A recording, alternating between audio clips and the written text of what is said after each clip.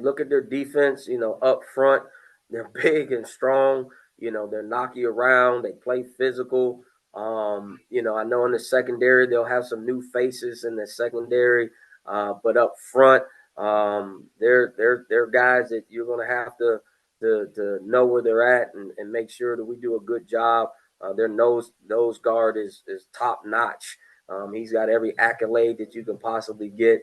Offensively, they went out and they already were skillful at the skill positions. They went out and got even better skill guys, more skill guys, and so they have the ability to run it and throw it. So we'll have our hands full as far as their passing game, and they're just well coached football team. They're going to go out there and they're going to play for 60 minutes. When you watch their film, that's what you see. They play for 60 minutes, and so you're going to have to be ready to play, all day, and make sure you're getting after it, because they're gonna test you on every phase of the game, and we got to match that enthusiasm and be ready to play.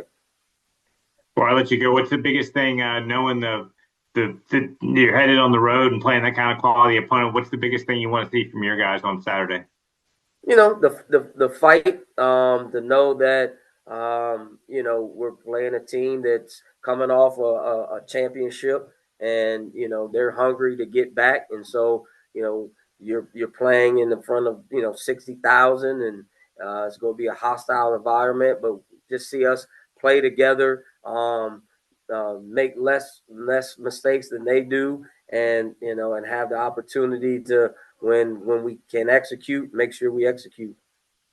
Got one question for you before I let you go from Trevor. So you heard exactly what Trenton Boykins had to say about Hampton and what's the expectations going against Jackson State, and definitely giving praise to Jackson State with the type of skill that they have, giving praise to their nose guard and the athletes outside the receiver and just all the positions, man. And it's definitely going to be a tough task for Hampton to try to beat Jackson State, because TC Taylor has Jackson State hungry. They're loaded again, and they're ready to repeat as the national champion. So, man, it's definitely going to be a great game. Hampton is going to have to be on their A game, or they're going to get ran out of the building.